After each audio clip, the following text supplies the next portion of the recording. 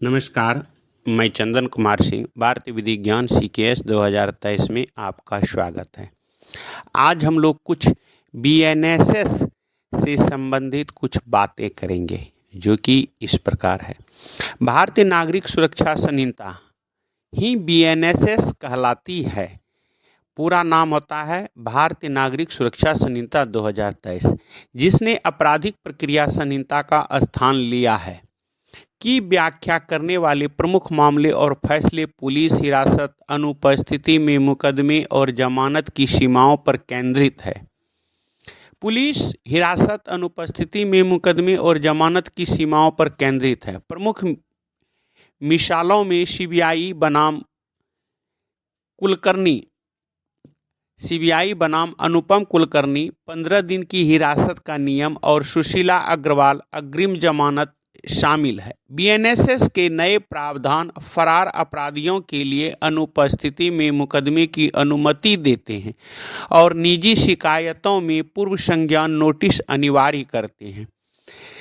ये तो अब BNSS के अंतर्गत प्रमुख मामले और कानूनी निर्णय जो इस प्रकार कुछ है जो कि आप लोगों को बताया जाता है। जैसे मान लिया हिरासत सीमाएं कितने दिन तक रह सकता है। इसमें धारा 187 BNSS, धारा 167 जो पहले CRPC में हुआ करता था, पुनः पुष्टि करता है कि 15 दिन की पुलिस हिरासत सीमा लागू होती है, जैसा कि CBI बनाम अनुपम कुलकर्णी 1992 में स्थापित किया गया था और बुद्ध सिंह बनाम राज्य 2000 में अनुसरण किया गया था।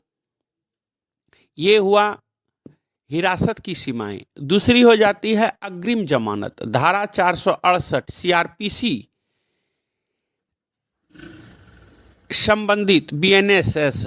ये भी केस है सुशीला अग्रवाल बनाम NCT 2020 ने स्थापित किया कि अग्रिम जमानत एक निश्चित अवधि तक सीमित नहीं है, जो नए जमानत प्रावधानों की व्याख्या के लिए प्रासंगिक बनी हुई है। अब आ जाता है उत्तराधिकारी जांच अधिकारियों द्वारा साक्ष्य, धारा 173 BNSS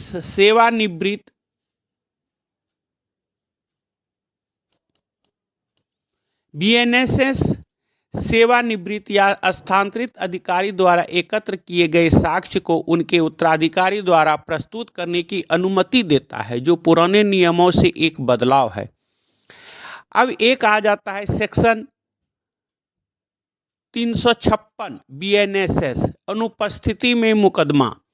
अदालतों को मुकदमा चलाने और फैसले सुनाने की अनुमति देता है, भले ही आरोपी फरार हो, बशर्ते कि उसका प्रतिनिधित्व एक वकील द्वारा किया जाए। ये BNSS 356 होता है। चिकित्सा कमजोर गवाह, धारा 183 BNSS न्यायिक मजिस्ट्रेट द्वारा विशिष्ट मामलों के लिए बयानों को अनिवार्य रूप से दर्ज कराने की आवश्यकता है। अनिवार्य जमानत सीमाएं 481 BNSS यदि आरोपी पर कोई आरोप है या ऐसे आरोप है जिसमें आजीवन कारावास की सजा है, तो अनिवार्य जमानत सजा की आधी 1/3 अवधि पूरी करने के बाद सीमित हो जाती है। तो ये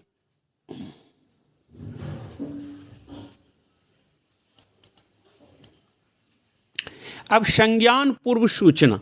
आंध्र प्रदेश उच्च न्यायालय के 2025 के एक निर्णय में इस बात पर जोर दिया गया कि BNSS के तहत एक मजिस्ट्रेट को निजी शिकायत का संज्ञान लेने से पहले आरोपी को नोटिस जारी करना होगा, ताकि पहले उनकी बातों को सुना जा सके।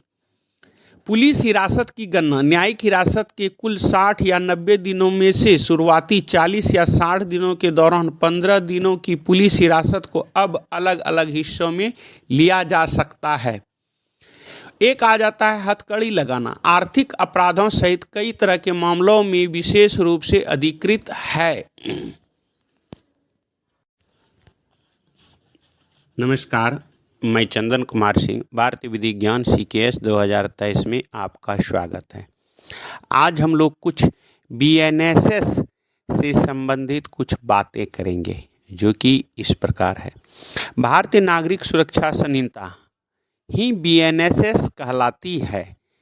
पूरा नाम होता है भारतीय नागरिक सुरक्षा संहिता 2023, जिसने आपराधिक प्रक्रिया संहिता का स्थान लिया है, की व्याख्या करने वाले प्रमुख मामले और फैसले पुलिस हिरासत, अनुपस्थिति में मुकदमे और जमानत की सीमाओं पर केंद्रित है। पुलिस हिरासत, अनुपस्थिति में मुकदमे और जमानत की सीमाओं पर केंद्रित है। प्रमुख मिसालों में सीबीआई बनाम अनुपम कुलकर्णी, 15 दिन की हिरासत का नियम और सुशीला अग्रवाल अग्रिम जमानत शामिल है। बीएनएसएस के नए प्रावधान फरार अपराधियों के लिए अनुपस्थिति में मुकदमे की अनुमति देते हैं और निजी शिकायतों में पूर्व संज्ञान नोटिस अनिवार्य करते हैं। ये तो अब बीएनएसएस के अंतर्गत प्रमुख मामले और कानूनी निर्णय जो इस प्रकार कुछ है जो कि आप लोगों को बताया जाता है। जैसे मान लिया जाए हिरासत सीमाएं कितने दिन तक रह सकता है, इसमें धारा 187 बीएनएसएस, धारा 167 जो पहले सीआरपीसी में हुआ करता था, पुनः पुष्टि करता है कि 15 दिन की पुलिस हिरासत सीमा लागू होती है, जैसा कि सीबीआई बनाम अनुपम कुलकर्णी 1992